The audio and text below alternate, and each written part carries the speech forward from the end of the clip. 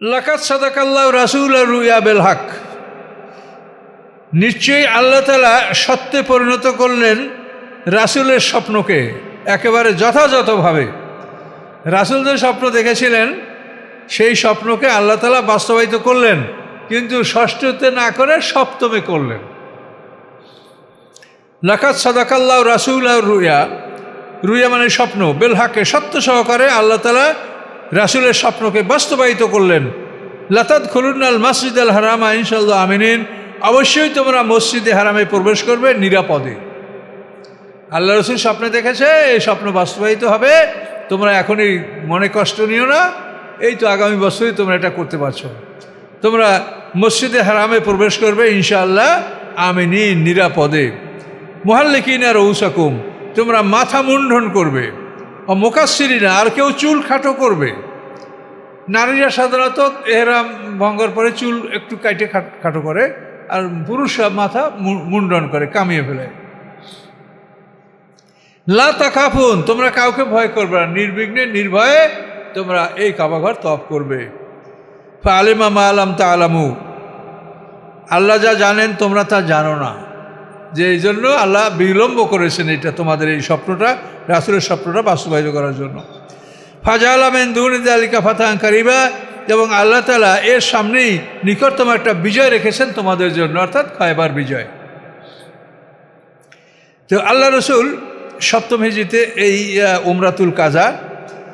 উমরাতুল কাজা মানে আপনি একটা নফল ইবাদত করে যদি নিয়ত করেন, সেটা না করতে পারলে, ভঙ্গ করলে সেটা কাজা করা অজেব হয়ে যায়।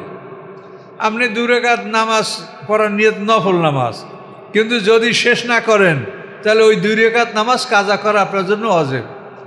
আপনি একটা রোজা মান্যত করছেন, এটা নফল রোজা, আপনি মান্যত না, আপনি নফল রোজা আপনি রাখবেন, কিন্তু রোজা যদি ভঙ্গ করে ফেলেন তো এটা কাজা করা আপনার জন্য অজেব হবে। আপনি যদি মসজিদে এতেকাফের নিয়ত করেন, 24 ঘন্টা আপনাকে অবস্থান করতে হবে, 24 ঘন্টার আগে যদি মসজিদ থেকে এতেকাফ ভঙ্গ করেন তো এটা এই দিনটাকে আপনার একদিনের এতেকাফ আপনাকে কাজা করতে হবে। আল্লাহ বলেন, হুয়াল্লাযী আরসালা রাসূলা বিল হুদা ওয়া দীনিল হক, তিনি সেই আল্লাহ যিনি পাঠালেন তার রাসূলকে হেদায়েত, পথ নির্দেশ, কীভাবে আপনি চলবেন এই পথ নির্দেশ নিয়ে আল্লাহ রসুলকে পাঠিয়েছে। আল কোরআন হলো হেদায়েত, হুদাল্লিল মুত্তাকিন, কীভাবে আমাদের চলতে হবে সব এই কোরআনে বলা আছে। দীনুল হক, এবং সত্য আইন, প্রকৃত আইন নিয়ে তাকে পাঠানো হয়েছে। তাহলে রাসূল পাঠানো 2টা জিনিস নিয়ে, একটা হলো পথ নির্দেশ আর একটা হলো আইন।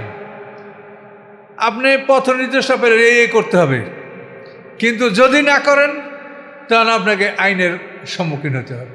এই জন্য নবী রাসূল 2টা জিনিস নিয়ে আসছে, একটা হলো হেদায়েত, পথ নির্দেশ, এটা করো এটা করো না, এটা করো এটা করো না, এটা হলো পথ নির্দেশ। এখন যদি তুমি এটা অমান্য করো তাহলে দ্বীনে হক, তাহলে এই জন্য প্রকৃত আইন যেটা আছে তুমি আইনের সম্মুখীন হবে, তুমি বিচারের সম্মুখীন হবে। তাহলে রাসূলদের প্রোগ্রাম হলো 2টা, হেদায়েত এবং দ্বীনে হক। কি বুঝতে পারছেন কি না? হেদায়েত হলো সাধারণ আলেমরা যেগুলো বলে এগুলো হেদায়েত, কিন্তু দ্বীনে হকের কথাটা খুব কম লোকেই বলে, যে দ্বীনে হক আইনটা কি। চুরি করলে ডাইন হাত কাটতে হবে, ডাকাতি করলে ডাইন হাত বাম পা 2টা কাটতে হবে, মিথ্যা সাক্ষী দিলে 80 পিটান মারতে হবে, নেশা করলে 80 পিটান মারতে হবে, জেনা করলে 100 পিটান, আর যদি বিবাহিতরা জেনা করে তাহলে সঙ্গে সার। এই ধরনের যে বিধানগুলি রাখা হয়েছে, এটা মানুষ খুন করলে তার জন্য 100 উট জরিমানা বা 100 গরু জরিমানা দিতে হবে। এই যে বিধানগুলি, কিভাবে নারী পুরুষ চলবে, কিভাবে নারীদের সময় পার হবে, বিবাহ তালাক, এই সব যে আইন, এগুলো হচ্ছে দ্বীনে হক, সত্য আইন, প্রকৃত আইন। তো রাসূল দুনিয়াতে আসেন 2টা জিনিস, একটা হলো পথ নির্দেশ, যে এইভাবে চলবা, না চললে তোমার এই শাস্তি হবে, এই 2টা জিনিস নিয়ে আসছেন। এবং এটার নাম বাশিরা ওয়া নাজিরা, এই যে পথ নির্দেশ সেখানে হলো সুসংবাদ, আর যদি এটা কেউ অমান্য করে তার জন্য হলো ভয়, পরকালে তার শাস্তি হবে। আর দুনিয়ায় যে শাস্তি হয় এটা হলো শুধু শৃঙ্খলা রক্ষার জন্য, দুনিয়ার শাস্তিটাই চূড়ান্ত না। চোরের হাত কেটে দেওয়া হলে এই শাস্তিটাই শেষ না, জেনার জন্য তাকে পিটান দেওয়া হলে এটাই শেষ না, এটা হলো দুনিয়ার শৃঙ্খলা রক্ষা করার জন্য, যে এটা মানুষ দেখলে আর অন্যায়টা করবে না। এই জন্য কোরআন পাকে বলা হয়েছে যে জেনাকারদেরকে যখন মসজিদের সামনে সঙ্গেসার করা হবে। ওলিয়াসাদ আজাব আহমদ তোয়াইফাতুম মিনাল মোমিনিন, আল্লাহ বলছেন যে মোমেনদের একদল যেন এই বিষয়টা দেখে, দেখলে পরে সবাই অন্তরে ভয়ভীতি ছড়াইয়া পড়বে, একে অপরকে বলবে দেখছো জেনার কি বিচার হয়েছে, একেবারে কোমর মতো মাটি দেখাইরা পাথর মাইরা মাইরা মাইরা শেষ করে দেওয়া হয়েছে।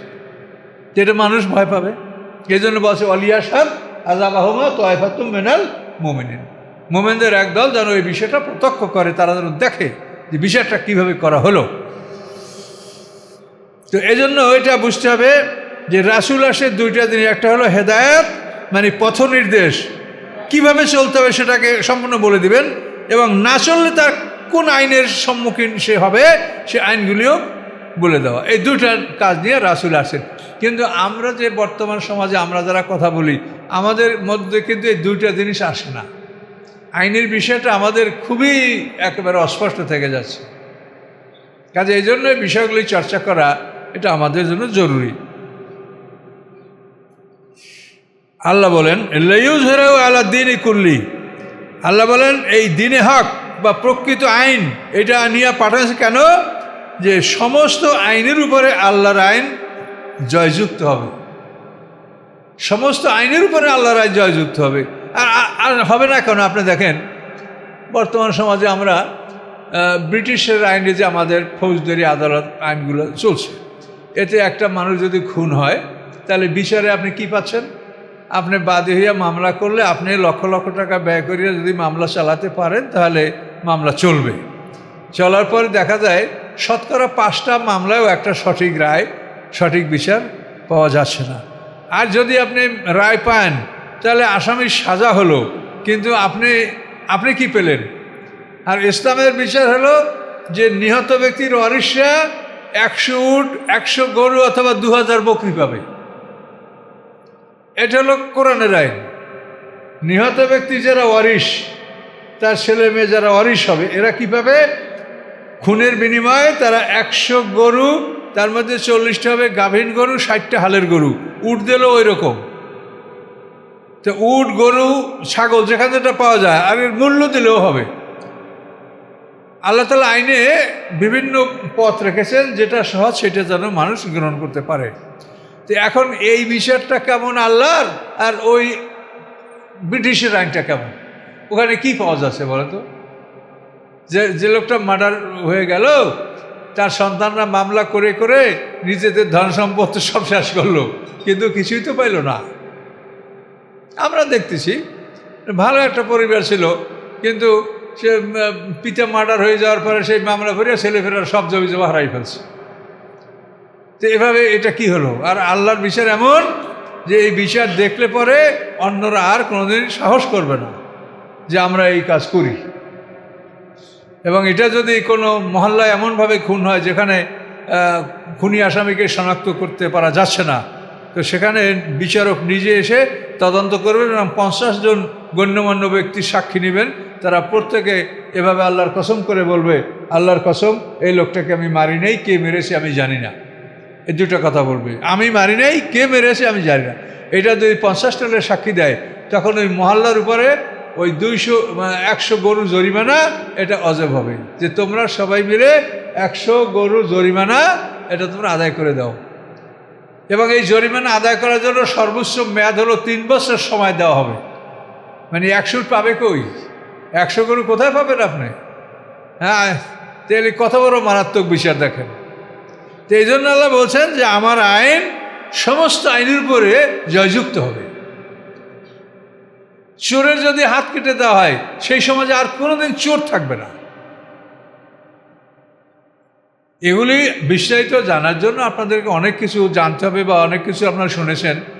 চোরের বিষয়টা ইসলাম যখন আসছে তখনই কি আল্লাহ বলছে চোরের হাত কেটে দাও? বহুকাল পার হয়ে গেছে, হ্যাঁ, মক্কার 13 বছর পার হয়ে গেছে, তারপর মদিনার জীবনে এই আইন কানুন আসছে। তার কারণ মানুষ এখনও নৈতিক শিক্ষায় শিক্ষিত হয়নি। অধিকাংশ মানুষের স্বভাব খারাপ, অধিকাংশ মানুষ চোর। এখনই যদি আল্লাহ চুরির আইন নাজেল করেন কোরআনে, তো অনেক মানুষের হাত কাটা যায়। এই যে যুদ্ধটার কথা বলা হলো, যে আল্লাহ বলছে আমি অনুমতি দেই নেই কেন, তাহলে অনেক ভালো মানুষ মারা যেত যারা একটু পরেই মুসলমান হবে। আর এভাবেই সমাজের অনেক ভালো মানুষ আছে, নৈতিক শিক্ষা পায় নাই বললে তারা এখনও চুরি করছে, কিন্তু এদেরকে নৈতিক শিক্ষা দেওয়া, সমাজের অভাব দূরীকরণ, এই সবগুলি যখন ঠিক হয়ে যাবে, সমাজে অভাব থাকবে না, নৈতিক শিক্ষা চালু হবে, তারপরে আইন হলো চোরের হাত কাটা। ইসলাম এমন বলে নাই যে সমাজে দুর্ভিক্ষ আছে এমতো অবস্থায় কেউ চুরি করলে তার হাত কাটো, এটা ইসলাম বলে নাই। নৈতিক শিক্ষা, সমাজের অভাব দূর হওয়া, এগুলি সব যখন ঠিক হয়ে যাবে, তারপরে যদি কেউ চুরি করে তখন তার হাত কাটার জন্য আল্লাহ আদেশ দিয়েছে। আল্লাহর আইনগুলি খুবই সুন্দর। এই আইন যদি পৃথিবীতে থাকে তাহলে দেখবেন আর চোর থাকবে না। আপনি একেবারে খোলা স্বর্ণের দোকান রাখে মসজিদে নামাজ পড়তে পারবেন, চোর থাকবে না। এভাবে আল্লাহর প্রত্যেকটা আইনই সুন্দর। এই জন্য আল্লাহ বলেন যে আমার আইনগুলি আমি এই জন্য দিয়েছি নবীর কাছে, রসুলদের কাছে, যে আমার আইনগুলি পৃথিবীর সমস্ত প্রচলিত আইনের উপরে এগুলি জয়যুক্ত হবে, এগুলি প্রাধান্য লাভ করবে। ইসলামের মূল বিষয় কিন্তু এটাই, জেহাদের উদ্দেশ্য এটাই। জেহাদের উদ্দেশ্য এই না যে তুমি মুসলমান হইলে না কেন, মুসলমান না হওয়ার জন্য কারো বিরুদ্ধে লড়াই করা যাবে না। আল্লাহ বলছেন লা ইকরাহা ফিদ্দীন, এই দিনে কোনো জবরদস্তি নাই, কেউ জোর করে কাউকে মুসলমান বানানো যাবে না। ফিতনা, ফিতনা হলো প্রোজিলাইটাইজেশন, জোর করে কারো উপরে কোনো মতবাদ চাপিয়ে দেওয়া যাবে না, এখানে সে থাকবে ফ্রি। আল্লাহ তাআলা সকল সৃষ্টির জন্য আইনকে কম্পালসারি করে দিয়েছে যে এই কাজ তোমার করতে হবে। তুমি গরু, তোমাকে এই হাল বাইতে হবে, লাঙ্গল টানতে হবে, বোঝা গাড়ি টানতে হবে, এটা গরু এটা করতে বাধ্য। আর মানুষকে আল্লাহ তাআলা দেখিয়ে দিয়েছেন যে এই দেখো, তুমি নিজে ইচ্ছা করে করো, এই ভালো এই মন্দ, কর্তাবে না রুস্তুবেনাল গাই, এই ভালো এই মন্দ তুমি দেখো, দেখে তুমি সিদ্ধান্ত নাও তুমি কি করবা। শুধু মানুষকে আল্লাহ জ্ঞান দিয়েছেন এবং কর্তব্যকে আল্লাহ তাআলা কম্পালসারি করে দেন নাই, অপশনাল রেখেছেন যে তুমি দেখে করো। তোমাকে আমি জ্ঞান দিয়েছি, তোমার জন্য নবী রাসূল পাঠিয়েছি, জান্নাত জাহান্নামের সুসংবাদ আছে, কেতাব আছে, কোরআন আছে, তুমি দেখো, দেখে তুমি সিদ্ধান্ত নাও। মানুষ এবং অন্যান্য প্রাণী এখানে ব্যবধান। অন্য সকল প্রাণীর কর্তব্য আল্লাহ তাআলা নির্ধারণ করে দিয়েছেন। সূর্যকে বলেছেন এইভাবে আলো দিবা, চন্দ্রকে বলেছেন এইভাবে আলো দিবা, বাতাস কিভাবে প্রবাহিত হবে, নদী সমুদ্র পানি এগুলো কিভাবে চলবে, প্রত্যেকের কর্তব্যকে আল্লাহ তাআলা নির্ধারণ করে দিয়েছেন। শুধু মানুষকে আল্লাহ কম্পালসারি করে না দিয়ে তাকে দেখিয়ে দিয়েছেন, এই তুমি দেখে তোমার জ্ঞান ব্যবহার করে তুমি করো। এখানে হলো ব্যবধান। তাহলে আল্লাহ তাআলা বলছেন যে তার আইনকে সমস্ত আইনের উপরে প্রাধান্য দিতে হবে, জয়যুক্ত করে তুলতে হবে। ওয়াকাফা বিল্লাহি শাহিদা, আর সাক্ষী হিসাবে আল্লাহ যথেষ্ট যে তোমরা এই কাজগুলো করছো কি করছো না, কি না করছো, এজন্য আল্লাহ সাক্ষী হিসাবে যথেষ্ট। মুহাম্মাদুর রাসূলুল্লাহ সাল্লাল্লাহু আলাইহি ওয়াসাল্লাম, তো আল্লাহ রসুল এই হুদায়বিয়ায় সপ্তম হিজরি যখন গেলেন তখন আল্লাহ রসুল ওই 1400 লোক, এখন আল্লাহ রসুল করলেন কি 200 লোক এমনভাবে ইয়াজেজ উপত্যকায় তাদেরকে রাখলেন, অস্ত্র নিয়ে সম্পূর্ণ, মানে ফুল ইকুইপড, মানে পুরো অস্ত্রে সুসজ্জিত 200 লোক আল্লাহ রসুল ইয়াজেজ উপত্যকায় রেখে তারপরে শহরে ঢুকছে। যে যদি ওরা যুদ্ধ করে বসে, ওরা হলো মুশরিক, আমাদেরকে 3 দিনের জন্য ওরা সময় দিয়েছে, যদি ওরা আমাদের সাথে বিশ্বাসঘাতকতা করে তাহলে দ্রুত এই লোকদেরকে খবর দেওয়া হবে, তখন অস্ত্র নিয়ে তারা আসলে আমরা সবাই মিলে তাদের বিরুদ্ধে লড়াই করব।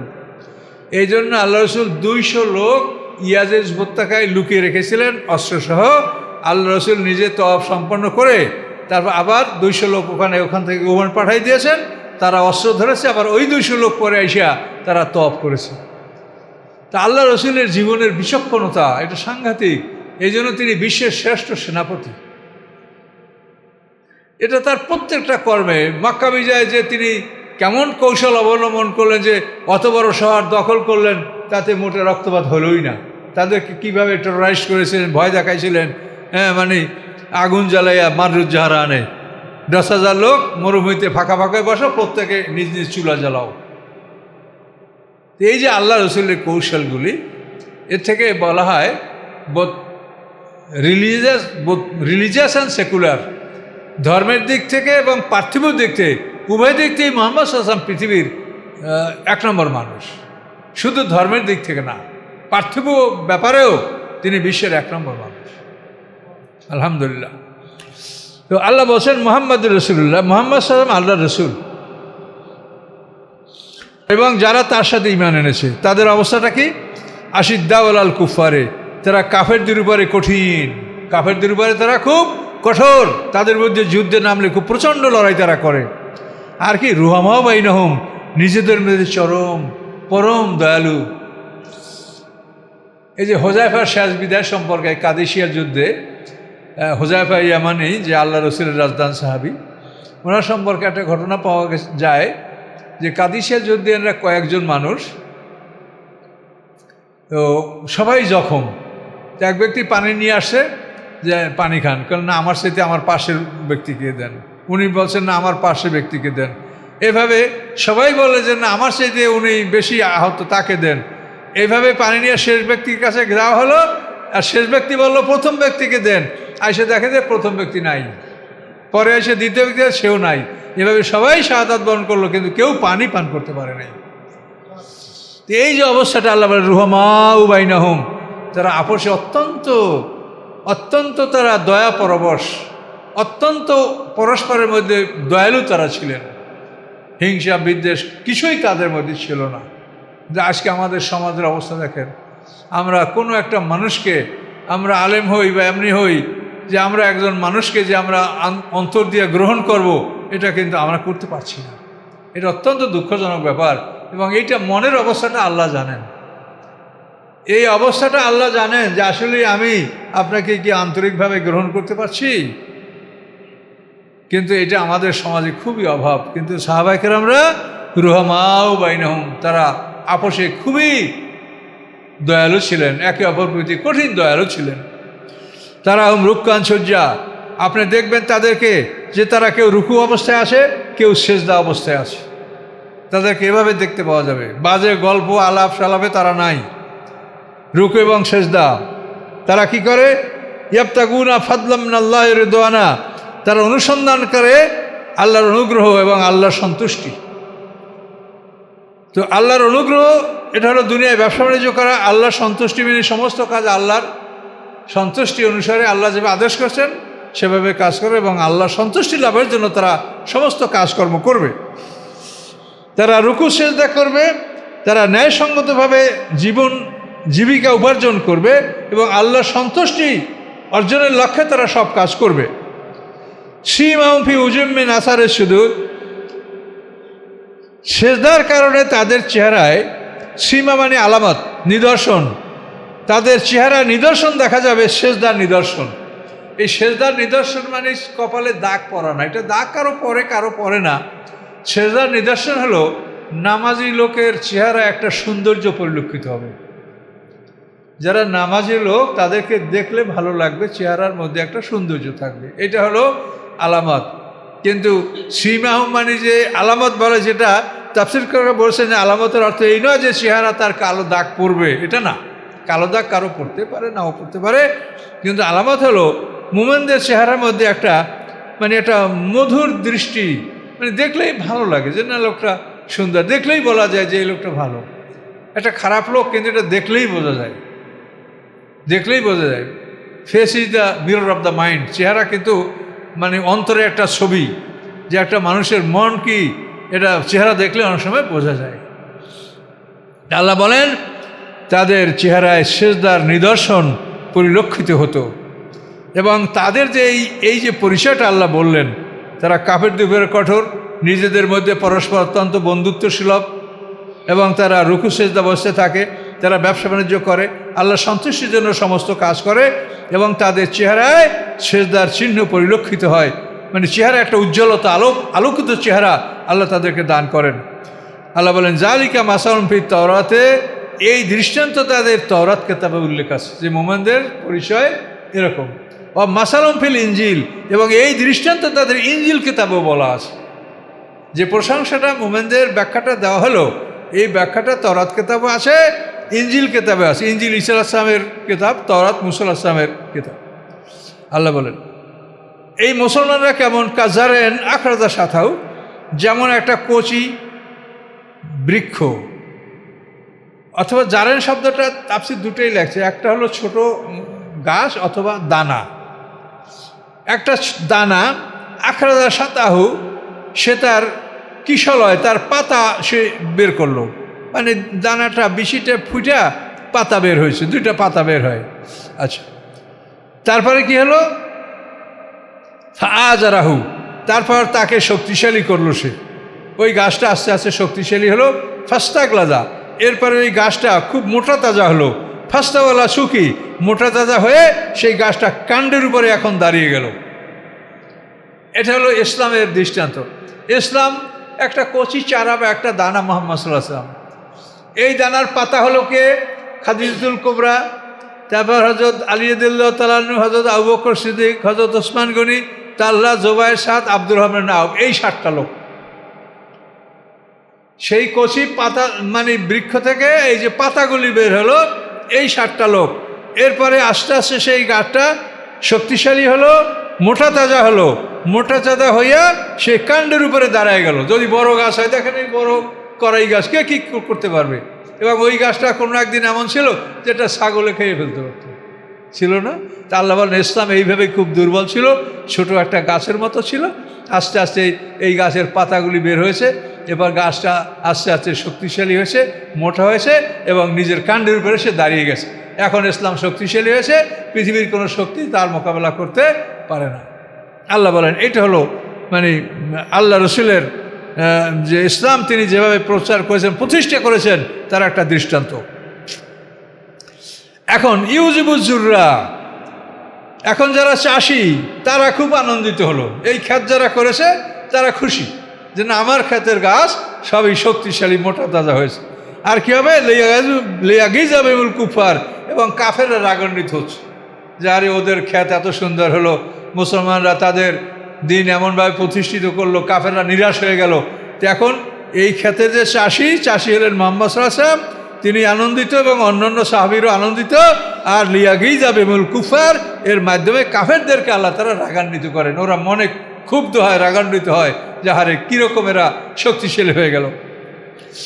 ওয়াদাল্লাহুল্লাযিনা আমানু ওয়া আমিলুস সালিহাতি মিনহুম মাগফিরা, আল্লাহ ওয়াদা দিচ্ছেন, প্রতিশ্রুতি দিচ্ছেন তাদেরকে যারা ঈমান রাখে, ওয়া আমিলুস সালিহ, এবং যারা সৎকর্ম সম্পাদন করে, তাদের সাথে আল্লাহ প্রতিশ্রুতি দিয়েছেন মিনহুম, ওদের মধ্য থেকে যারা এই কাজগুলি করে, মাগফিরা, যে যারা ঈমান এবং সৎকর্ম পালন করবে তাদের জন্য আল্লাহর পক্ষে ক্ষমা, ও আজরান আজিমা, এবং বড় পুরস্কার।